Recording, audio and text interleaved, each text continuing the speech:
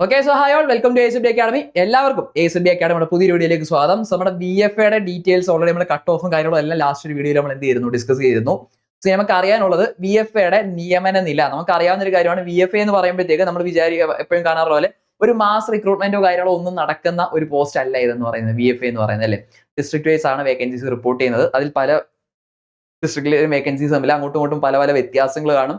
എണ്ണത്തിലേക്ക് ഒരുപാട് വ്യത്യാസങ്ങൾ ഉണ്ടായിരിക്കും. സോ ഏതൊക്കെ ജില്ലകളിലാണ് BFAക്ക് കൂടുതൽ നിയമനം നടക്കുന്നത്, അല്ലെങ്കിൽ എവിടെയാണ് കൂടുതൽ ജോലി സാധ്യത വരുന്നത്, BFAയുടെ ഒരു ഓവറോൾ സ്ട്രെങ്ത് നമുക്ക് എത്രത്തോളം അഡ്വൈസ് നമുക്ക് പ്രതീക്ഷിക്കാം, നിങ്ങൾ റാങ്ക് ലിസ്റ്റിൽ എത്രാമതൊക്കെ വരണം, ഇതൊക്കെയാണ് നമ്മൾ എന്ത് ചെയ്യാനായിട്ട് പോകുന്നത്, ഈ ഒരു വീഡിയോയിൽ നമ്മൾ അനലൈസ് ചെയ്യാനായിട്ട് പോകുന്നു. ഓക്കെ, അപ്പോൾ BFA നമുക്ക് അറിയാവുന്ന പോലെ തന്നെ ഡിസംബർ 15 നമുക്ക് എന്ത് വരികയാണ്, നോട്ടിഫിക്കേഷൻ നമുക്ക് വരികയാണെന്നുള്ളത് ഓൾറെഡി നമ്മൾ പറഞ്ഞിരുന്നു. ആദ്യമായി നമുക്ക് നോട്ടിഫിക്കേഷൻ വരികയാണ്. ഏകദേശം 66 വേക്കൻസികളിലേക്കാണ് ഈ വരാൻ പോകുന്ന 15-ാം തീയതി നമുക്ക് എന്ത് ചെയ്യാനായിട്ട് പോകുന്നത്, CPO അടക്കമുള്ള പ്രധാനപ്പെട്ട ഒരുപാട് പോസ്റ്റുകളിലേക്ക് നമുക്ക് എന്ത് ചെയ്യുന്നുണ്ട്, ഈ ദിവസം നമുക്ക് നോട്ടിഫിക്കേഷൻസ് വരുന്നുണ്ട്. ഇതിൽ ഏറ്റവും ആളുകൾ കാത്തിരിക്കുന്ന പോസ്റ്റുകൾ ഒന്ന് തന്നെയാണ് എന്ന് പറയുന്നത് വില്ലേജ് ഫീൽഡ് അസിസ്റ്റന്റ് എന്ന് പറയുന്നത്. നമുക്ക് അറിയാവുന്ന പോലെ തന്നെ ഡിസ്ട്രിക്ട് വൈസ് പോസ്റ്റ് ആണ് അല്ലെ, ഡിസ്ട്രിക്ട് വൈസ് പോസ്റ്റ് ആണ്. എല്ലാ ജില്ലകളിലേക്കും ഡിസ്ട്രിക്ട് വൈസ് ആണ് എന്ത് ചെയ്യുന്നത്, വേക്കൻസീസ് റിപ്പോർട്ട് ചെയ്യുന്നതും കാര്യങ്ങളും എല്ലാം വരുന്ന ഡിസ്ട്രിക്ട് വൈസ് ആണ്. 17,000 മുതൽ 37,500 വരെയാണ് നിങ്ങളുടെ സ്കെയിൽ ഓഫ് പേ എന്ത് ചെയ്യുന്നത് ഇതിനകത്ത് വരുന്നത് അല്ലെ. അപ്പോൾ ലാസ്റ്റ് ഇയറിൽ ഇവിടെ എത്രത്തോളം നിയമനങ്ങൾ നടന്നു നമുക്ക് അറിയാവുന്ന പോലെ തന്നെ കട്ട് ഓഫ് വളരെയധികം ഉയർന്നു വരുന്ന ഒരു എക്സാം തന്നെയാണ് അല്ലെ. കട്ട് ഓഫ് വളരെയധികം ഉയർന്നു വരുന്ന ഒരു എക്സാം തന്നെയാണ് ഇതെന്ന് പറയുന്നത്, BFA എന്ന് പറയുന്നത്. കാരണം പല റീസൺസ് ഉണ്ട്. ഒന്ന്, ഈ പറഞ്ഞ പോലെ SLC ലെവൽ ആണെന്നുണ്ടെങ്കിലും ഗ്രാജുവേഷനും എഴുതാനായിട്ട് പറ്റുന്ന ഒരു എക്സാം ആണ് ഇതെന്ന് പറയുന്നത്, ഈ പറയുന്ന പോലെ BFA എന്ന് പറയുന്നത്. അതുകൊണ്ട് തന്നെ സ്വാഭാവികമായിട്ട് ആപ്ലിക്കൻസിന്റെ എണ്ണം എന്താണ്, കമ്പനി ബോർഡ് പോലെ അത്രയൊന്നും വന്നില്ല എന്നുണ്ടെങ്കിൽ പോലും ആപ്ലിക്കൻസിന്റെ എണ്ണം അത്യാവശ്യം കൂടുതലുള്ള ഒരു എക്സാം തന്നെയാണ് എന്ന് പറയുന്നത് BFA എന്ന് പറയുന്നത്. അത് നമ്മൾ പറഞ്ഞാൽ സ്റ്റേറ്റ് വൈഡ് ഒരുപാട് റിക്രൂട്ട്മെന്റ് നടക്കുന്ന ഒരു എക്സാം ഒന്നും അല്ല BFA എന്ന് പറയുന്നത്. ലിമിറ്റഡ് ആ ഒരു ജോലിയുടെ സ്വഭാവം കാര്യങ്ങളും വെച്ച് നോക്കുമ്പോഴത്തേക്ക് ഒരുപാട് വേക്കൻസി കാര്യങ്ങളൊന്നും വരുന്നില്ല. പക്ഷേ എങ്കിൽ പോലും നിങ്ങൾ സിസ്റ്റമാറ്റിക് ആയിട്ട് പഠിക്കുകയാണ് എന്നുണ്ടെങ്കിൽ, നമ്മൾ പറഞ്ഞാൽ ഇത്രയും വേക്കൻസീസിൽ ഒരു ഷോർട്ടേജ് വന്നിട്ട് പോലും എന്തുകൊണ്ട് എല്ലാവരും BFA ഓപ്റ്റ് ചെയ്യുന്നു എന്ന് ചോദിച്ചാൽ അത് ആ ജോലിയുടെ സ്വഭാവം തന്നെയാണ്. ജോലിയുടെ സ്വഭാവം കൊണ്ട് തന്നെ നിങ്ങൾക്ക് വീടിനടുത്ത് ഏറ്റവും അടുത്ത് ജോലി കിട്ടാനുള്ള സാധ്യത വളരെ കൂടുതലാണ്. പ്രൊമോഷൻ സാധ്യതകളുണ്ട്. അതുപോലെ തന്നെ ജോലിയുടെ സ്വഭാവം എല്ലാം വളരെ പോസിറ്റീവായിട്ട് വളരെ കൺസിഡർ ചെയ്യുന്ന ഒരു ജോബാണ്. അതുകൊണ്ട് തന്നെയാണ് നിങ്ങൾ ഈ പറയുന്ന പോലെ നല്ല രീതിയിൽ സിസ്റ്റമാറ്റിക് ആയിട്ട് പഠിച്ച് ഒരു ഹയർ ലെവൽ റാങ്ക് ലിസ്റ്റിലേക്ക് വന്ന് കഴിയാമെന്നുണ്ടെങ്കിൽ ഉറപ്പായിട്ടും ക്രെഡിബിൾ ആയിട്ടുള്ള ഒരു പോസ്റ്റിലേക്ക് നിങ്ങൾക്ക് പോകാൻ പറ്റുന്ന ഒരു ഓപ്പർച്യൂണിറ്റി തന്നെയാണ് ഇതെന്ന് പറയുന്നത്, BFA എന്ന് പറയുന്നത്. സോ അതുകൊണ്ട് തന്നെ ഏത് രീതിയിൽ പഠിക്കണം, അല്ലെങ്കിൽ റാങ്ക് ലിസ്റ്റിൽ എത്രത്തോളം വന്നാൽ ഈ ഒരു ജോബിലേക്ക് നിങ്ങൾക്ക് ക്രാക്ക് ചെയ്യാൻ പറ്റും, ഇതൊക്കെയാണ് നമ്മൾ എന്ത് ചെയ്യാനായിട്ട് പോകുന്നത്, ഈ ഒരു വീഡിയോയിൽ നമ്മൾ ഡിസ്കസ് ചെയ്യാനായിട്ട് പോകുന്നത്. സോ റീസെന്റ് ആയിട്ട് നിങ്ങൾ നോക്കി കഴിഞ്ഞാൽ നമുക്ക് ഓരോ നമ്മൾ ഈ പറയുന്ന പോലെ 2024 അല്ലെങ്കിൽ 2023 അവസാനമൊക്കെയാണ് പല ജില്ലകളിലും എന്ത് ചെയ്യുന്നത്, ഈ പറയുന്നത് അല്ലെ കഴിഞ്ഞ റാങ്ക് ലിസ്റ്റ് നിലവിൽ വന്നത് അല്ലെ. 2024 സ്റ്റാർട്ടിങ്ങിലും 23 അവസാനമായിട്ടാണ് മിക്ക ജില്ലകളിലും എന്ത് ചെയ്തിരിക്കുന്നത്, റാങ്ക് ലിസ്റ്റ് വന്നിരിക്കുന്നത്. നമുക്കറിയാവുന്ന പോലെ തന്നെ 3 വർഷമാണ് റാങ്ക് ലിസ്റ്റിന്റെ കാലാവധി. 3 വർഷമാണ് റാങ്ക് ലിസ്റ്റിന്റെ കാലാവധി. അതായത് ഈ പറയുന്ന പോലെ 2026 അവസാനം അല്ലെങ്കിൽ 2026 ഡിസംബർ ടു 2027 ഫെബ്രുവരിക്കകത്ത് നിങ്ങൾക്ക് എന്ത് ചെയ്യും, ഇനി വരാൻ പോകുന്ന റാങ്ക് ലിസ്റ്റ് വരും. അത്രേ ഉള്ളൂ നിലവിലെ റാങ്ക് ലിസ്റ്റിന്റെ കാലാവധി എന്ന് പറയുന്നത്. ഓക്കെ, അപ്പൊ എല്ലാ ജില്ലകളിലെ റാങ്ക് ലിസ്റ്റ് വന്നിരിക്കുന്ന ഡേറ്റ് നമ്മളിവിടെ കൊടുത്തിട്ടുണ്ട്. ആ ഒരു ബേസിസിലാണ് നിങ്ങൾ എന്ത് ചെയ്യേണ്ടത്, ഓർത്ത് ഇരിക്കേണ്ടത്. ക്ലിയർ അല്ലേ? ഓക്കെ ആണല്ലോ. അപ്പൊ ആ ഒരു രീതിയിൽ എന്ത് ചെയ്യുക, നോട്ട് ചെയ്ത് വെച്ചേക്കാം. ഓക്കെ, അപ്പൊ ഏറ്റവും കൂടുതൽ നിങ്ങൾക്ക് നിയമനങ്ങൾ വന്നിരിക്കുന്നത് ഈ പറയുന്ന പോലെ എവിടെ നിന്നാണ്, തിരുവനന്തപുരം ജില്ല. നിങ്ങളൊന്ന് നോക്കുക, ഓരോ ജില്ല വൈസ് നമുക്ക് നോക്കാം. അപ്പൊ ഏറ്റവും കൂടുതൽ നിങ്ങൾക്ക് വന്നിരിക്കുന്ന ഒരു ജില്ല എന്ന് പറയുന്നതാണ് തിരുവനന്തപുരം. അത്യാവശ്യം നിയമനങ്ങൾ നടക്കുന്ന ഒരു ജില്ല തന്നെയാണ് ഇതെന്ന് പറയുന്നത്, ഈ പറയുന്ന പോലെ തിരുവനന്തപുരം എന്ന് പറയുന്നത്. 164 അഡ്വൈസ് ആണ് ഇവിടെ നിന്ന് പോയിരിക്കുന്നത്, തിരുവനന്തപുരം ജില്ലയിൽ നിന്ന് പോയിരിക്കുന്നത്. കൊല്ലത്താണെന്നുണ്ടെങ്കിൽ 99 അഡ്വൈസ് ആണ് നിലവിൽ പോയിരിക്കുന്നത് അല്ലെ. കൊല്ലത്ത് ആകെ 99 അഡ്വൈസ് ആണ് ലേറ്റസ്റ്റ് നമ്മൾക്ക് എന്ത് ചെയ്തിരിക്കുന്നത്, ജില്ലയിൽ നിന്നും അഡ്വൈസ് പോയിരിക്കുന്നത്. പത്തനംതിട്ട ആണെങ്കിൽ 66 അഡ്വൈസ് ആണ്. പത്തനംതിട്ടയിൽ 66 അഡ്വൈസ് മാത്രമേ എന്ത് ചെയ്തിട്ടുള്ളൂ, അവിടെ പോയിട്ടുള്ളൂ. ഓഫ് കോഴ്സ് നിങ്ങൾക്ക് എന്തായിരിക്കും, ആപ്ലിക്കൻസിന്റെ എണ്ണവും കുറവായിരിക്കും, വേക്കൻസീസും കുറവായിരിക്കും. ആപ്ലിക്കൻസിന്റെ എണ്ണം എന്തായിരിക്കും, അവിടെ കുറവായിരിക്കും. നമ്മളല്ല, വേക്കൻസി തിരുവനന്തപുരം പോലുള്ള ജില്ലകളിലേക്ക് വരുമ്പോഴത്തേക്ക് ആപ്ലിക്കൻസിന്റെ എണ്ണം വളരെയധികം കൂടാറുണ്ട്. അതുപോലെ തന്നെ ആലപ്പുഴയിൽ കുറവാണ്. എത്രയാണ്, 83 അഡ്വൈസ് ആണ് പോയിരിക്കുന്നത്. 110 അഡ്വൈസ് ആണ് എവിടെ പോയിരിക്കുന്നത്, കോട്ടയത്ത് പോയിരിക്കുന്നത് അല്ലെ. 110 അഡ്വൈസ് ആണ് കോട്ടയത്ത് പോയിരിക്കുന്നത്. അതുപോലെ തന്നെ ഇടുക്കിയിലേക്ക് വരുമ്പോഴേക്കും വളരെയധികം കുറവാണ്. 55 അഡ്വൈസ് മാത്രമാണ് എന്ത് ചെയ്തിരിക്കുന്നത്, ഇടുക്കിയിൽ നിന്നും പോയിരിക്കുന്നത്. വേക്കൻസി കുറവാണ്, ആപ്ലിക്കൻസിന്റെ എണ്ണവും എവിടെ കുറവാണ്, ഇടുക്കിയിലേക്ക് വരുമ്പോൾ കുറവാണ്. നെക്സ്റ്റ് നമുക്ക് വരുന്ന എറണാകുളത്ത് ഏകദേശം 174, അതുപോലെ തന്നെ തൃശ്ശൂർ വരുമ്പോഴത്തേക്ക് 198 വേക്കൻസീസും. 198 ഏറ്റവും അധികം പോയിരിക്കുന്നത് എവിടെ നിന്നാണ്, തൃശ്ശൂരിൽ നിന്നാണ്. 198 അഡ്വൈസ് ആണ് തൃശ്ശൂർ എന്ത് ചെയ്തിരിക്കുന്നത്, പോയിരിക്കുന്നത്. അപ്പൊ തൃശ്ശൂർ 198, എറണാകുളം അത്യാവശ്യം പോയിട്ടുണ്ട്. 174 അഡ്വൈസ് എവിടെ നിന്ന് പോയിട്ടുണ്ട്, എറണാകുളത്ത് നിന്ന് പോയിട്ടുണ്ട്.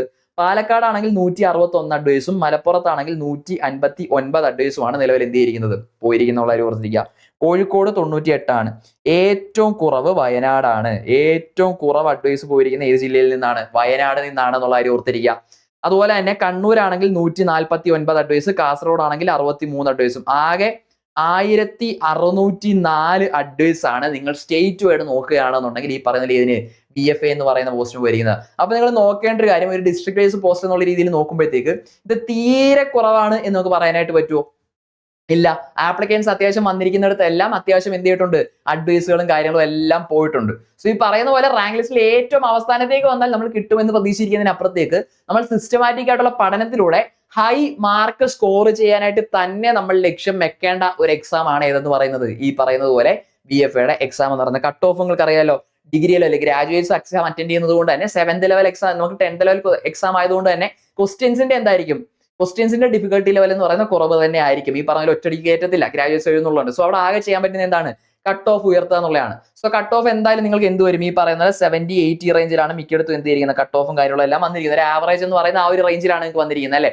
സോ അതിനകത്ത് നിങ്ങൾ ഒരു റിസ്ക് എടുക്കാനായിട്ട് പാടില്ല.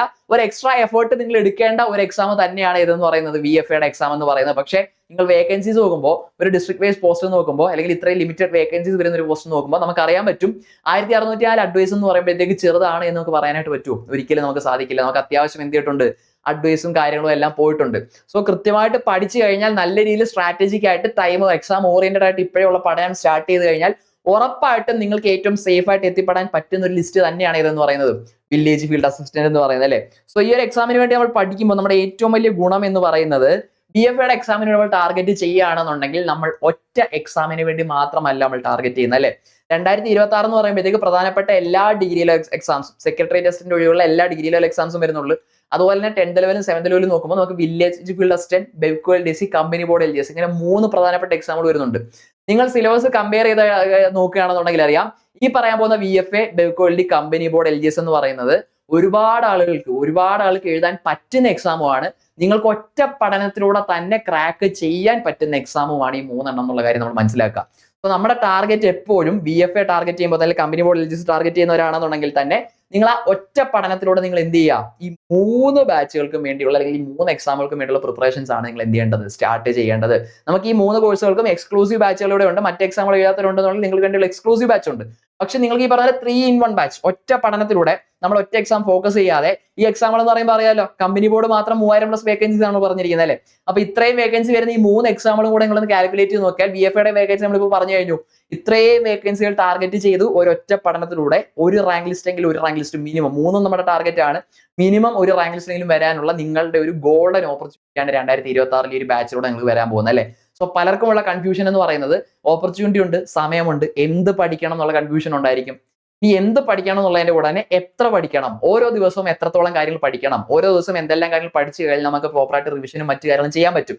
എല്ലാവർക്കും വരുന്നൊരു ഡൗട്ടാണ്. സോ അതിന് നിങ്ങൾക്ക് പ്രധാനമായിട്ടും വേണ്ടത് ഒരു ഡെയിലി സ്റ്റഡി പ്ലാനോട് കൂടി പഠിക്കുക എന്നുള്ളതാണ്. സോ നമ്മുടെ ASLB അക്കാഡമിയുടെ ഈ ഒരു കോഴ്സിലേക്ക് നിങ്ങൾ ജോയിൻ ചെയ്യുകയാണെന്നുണ്ടെങ്കിൽ നിങ്ങൾക്ക് ഓരോ ദിവസവും എന്തെല്ലാം പഠിക്കണം എന്നുള്ളതിന്റെ കൃത്യമായിട്ടുള്ള ഗൈഡൻസ്, ഓരോ ദിവസവും പഠിക്കേണ്ട ക്ലാസ്സസും അതിന്റെ PDF നോട്ട്സും കൃത്യമായിട്ട് നിങ്ങൾ പ്രൊവൈഡ് ചെയ്യും. സോ ആ ഒരു സ്റ്റഡി പ്ലാനോടുകൂടി അടിച്ചു കഴിഞ്ഞാൽ നിങ്ങൾക്ക് ഈ പറയാൻ പോകുന്ന എക്സാമിന്റെ ഏർലി സിലബസ് കവറേജ് ലഭ്യമാവും. അതുപോലെ നിങ്ങൾ ഈ പറഞ്ഞ പ്രോപ്പർ ടൈമിൽ റിവിഷൻ കണ്ടക്ട് ചെയ്യാനും പറ്റും. PYQ ഓറിയന്റഡ് ആയിട്ടുള്ള ലൈവ് റിവിഷൻ ക്ലാസ്സസ് ഈ ഒരു കോഴ്സിന്റെ ഭാഗമായിട്ട് നിങ്ങൾക്ക് നമ്മൾ പ്രൊവൈഡ് ചെയ്യുന്നതായിരിക്കും. സോ അങ്ങനത്തെ ടെൻഷനോ കാര്യങ്ങളൊന്നും വേണ്ട. ആൻഡ് പഠിത്തം ഞാൻ പറയില്ല, sections live plus record sections ആയതുകൊണ്ട് തന്നെ നിങ്ങൾക്ക് ടൈം ഒരു പ്രശ്നമാകത്തില്ല. നിങ്ങൾ വർക്ക് ചെയ്യുന്നവരായിക്കോട്ടെ, പഠിക്കുന്നവരായിക്കോട്ടെ, മറ്റ് എൻഗേജ്മെന്റ്സ് ഉള്ളവരായിക്കോട്ടെ, നിങ്ങളുടെ ടൈം എന്താണ്, ആ ഒരു ടൈമിൽ ഒരു സ്പെസിഫിക് ടൈം മാറ്റി വെച്ചുകൊണ്ട് നിങ്ങൾക്ക് എന്ത് ചെയ്യാനായിട്ട് പറ്റും, എക്സാമിന് വേണ്ടി പ്രിപ്പയർ ചെയ്യാനായിട്ട് പറ്റും. അത് വളരെ വലിയൊരു അഡ്വാൻറ്റേജ് ആണ്. അതുപോലെ തന്നെ നിങ്ങളുടെ എക്സാം റിലേറ്റഡ് കൺസേൺസ്, അല്ലെങ്കിൽ പഠനത്തിന്റെ എന്തെങ്കിലും കാര്യങ്ങളോ എന്തെങ്കിലും ഇഷ്യൂസോ കാര്യങ്ങളോ ഉണ്ടെന്നുണ്ടെങ്കിൽ അതെല്ലാം ഹാൻഡിൽ ചെയ്യുന്നതിന് വേണ്ടിയിട്ട് നിങ്ങൾക്ക് ഒരു മെന്റർഷിപ്പ് സപ്പോർട്ടും ഈ ഒരു കോഴ്സിന്റെ ഭാഗമായിട്ട് പ്രൊവൈഡ് ചെയ്യുന്നതായിരിക്കും. ഓക്കെ. അതുപോലെ തന്നെ എക്സാം വരുമ്പോൾ നമുക്ക് എപ്പോഴും കൺസേൺ വരുന്ന 2 കാര്യങ്ങളാണ്. ഒന്ന് ന്യൂ SCRT, അതുപോലെ തന്നെ ഡെയിലി കറന്റ് അഫയേഴ്സും. ന്യൂ SCRT 2026 വരാൻ പോകുന്ന എല്ലാ എക്സാമുകൾക്കും വളരെയധികം ഇമ്പോർട്ടന്റ് ആണ്. കാരണം ഇപ്പോൾ നടന്ന എക്സാമിൽ അതിൽ നിന്നധികം ക്വസ്റ്റ്യൻസ് വന്നിട്ടില്ല. പക്ഷേ 2026 വരാൻ പോകുന്ന എക്സാം എന്ന് പറയുന്നത് അങ്ങനെയല്ല. സിലബസ് മാറി അധികം നാളായിട്ടില്ലാത്തതുകൊണ്ട് തന്നെ ഇനി വരാൻ പോകുന്ന എക്സാമുകൾക്കായിരിക്കും ഏറ്റവും കൂടുതൽ ന്യൂ SCRT ഫോക്കസ്ഡ് ക്വസ്റ്റ്യൻസ് വരാൻ പോകുന്നത്. സോ ന്യൂ SCRTയുടെ പ്രധാനപ്പെട്ട എല്ലാ ചാപ്റ്റേഴ്സിന്റെയും ചാപ്റ്റർ വൈസ് ക്ലാസ്സസ് ഈ ഒരു കോഴ്സിന്റെ ഭാഗമായിട്ട് തികച്ചും ഫ്രീ ആയിട്ട് നിങ്ങൾക്ക് എന്ത് ചെയ്യുന്നതായിരിക്കും, പ്രൊവൈഡ് ചെയ്യുന്നതായിരിക്കും. ആൻഡ് കറന്റ് അഫയേഴ്സ് നമുക്ക് വീക്ക്ലി, ഡെയിലി, മന്ത്ലി ബേസിസിൽ നമുക്ക് ക്ലാസ്സസ് ഉള്ളതുകൊണ്ട് തന്നെ, ഡെയിലി ക്ലാസ്സസ് ഉള്ളതുകൊണ്ട് തന്നെ ഓരോ ദിവസവും ഇമ്പോർട്ടന്റ് കറന്റ് അഫയേഴ്സ് അന്ന് നിങ്ങൾക്ക് അറിഞ്ഞു പോവാം. ആൻഡ് വീക്ക്ലി, മന്ത്ലി സെക്ഷൻസ് വരുമ്പോൾ അതിലെ ഇമ്പോർട്ടന്റ് കറന്റ് അഫയേഴ്സ് എല്ലാം എക്സാമിന് വേണ്ടതെല്ലാം നമ്മൾ വീണ്ടും കണ്ടിന്യൂസ് നമ്മൾ എന്ത് ചെയ്തുകൊണ്ടേയിരിക്കും, റിവൈസ് ചെയ്തുകൊണ്ടേയിരിക്കും. അതുകൊണ്ട് ലാസ്റ്റ് റൗണ്ട് റിവിഷൻ ഒക്കെ വരുമ്പോഴത്തേക്ക് കറന്റ് അഫയേഴ്സ് നമുക്ക് സെപ്പറേറ്റ് ഒരു പഠനമേ ആവശ്യം വരത്തില്ല. സോ ഈ രീതിയിലാണ് ക്ലാസ് മുന്നോട്ട് പോകുന്നത്. താല്പര്യമുള്ള ആരെങ്കിലും ഉണ്ടെന്നുണ്ടെങ്കിൽ, ഇതുവരെ പഠനം തുടങ്ങിയിട്ടില്ല അല്ലെങ്കിൽ ഇതുവരെയുള്ള പഠനത്തിൽ സാറ്റിസ്ഫൈഡ് അല്ല എന്നുണ്ടെങ്കിൽ ഒട്ടും ടൈം വേസ്റ്റ് ചെയ്യാനില്ല. ഈ സ്ക്രോളിൽ നിങ്ങൾക്ക് നമ്പർ കാണാനായിട്ട് പറ്റുമല്ലോ. അതിലേക്ക് ഇപ്പൊ തന്നെ കോൺടാക്ട് ചെയ്താൽ കോഴ്സിന്റെ ഫുൾ ഡീറ്റെയിൽസ് നിങ്ങൾക്ക് അവിടെ അവൈലബിൾ ആയിരിക്കും. ASWD അക്കാഡമിയുടെ ആപ്പിലും നിങ്ങൾക്ക് കോഴ്സിന്റെ ഡീറ്റെയിൽസ് അവൈലബിൾ ആണ്. സോ ടൈം കളയരുത്. പഠിച്ചു തുടങ്ങിയിട്ടില്ല എന്നുണ്ടെങ്കിൽ ഗോൾഡൻ ഓപ്പർച്യൂണിറ്റി ഒരിക്കലും മിസ്സാക്കരുത്. എത്രയും വേഗം എന്ത് ചെയ്യാം, കോൺടാക്ട് ചെയ്യാം, പഠനം സ്റ്റാർട്ട് ചെയ്യാം. നമുക്ക് ഒരുമിച്ച് എന്ത് ചെയ്യാം, ഈ ഒരു ലക്ഷ്യത്തിലേക്ക് യാത്ര ചെയ്യാം. സോ കൂടുതൽ അപ്ഡേറ്റ്സ് ആയിട്ട് നെക്സ്റ്റ് വീഡിയോയിൽ നമ്മൾ വരുന്നതായിരിക്കും. ചാനൽ സബ്സ്ക്രൈബ് ചെയ്യാത്തവരുണ്ടെങ്കിൽ ഒന്ന് സബ്സ്ക്രൈബ് ചെയ്യുക. കൂടുതൽ അപ്ഡേറ്റ്സും നമ്മുടെ എക്സാമിന് വേണ്ടിയുള്ള ലൈവ് ക്ലാസ്സും എല്ലാം ചാനൽ ത്രൂ നിങ്ങൾക്ക് ലഭിക്കുന്നതായിരിക്കും. ഡെയിലി നമുക്ക് ലൈവ് ക്ലാസ് ഉണ്ട്. ഈ എക്സാമുകൾക്ക്, പ്രധാനപ്പെട്ട എക്സാമുകൾക്ക് എല്ലാം വേണ്ടിയുള്ള ലൈവ് ക്ലാസ് ഉണ്ട്. സോ ചാനൽ കൃത്യമായിട്ട് ഫോളോ ചെയ്യുക. കൂടുതൽ അപ്ഡേറ്റ്സ് ആയിട്ട് നമ്മൾ നെക്സ്റ്റ് വീഡിയോയിൽ കാണാം. So see you all the best.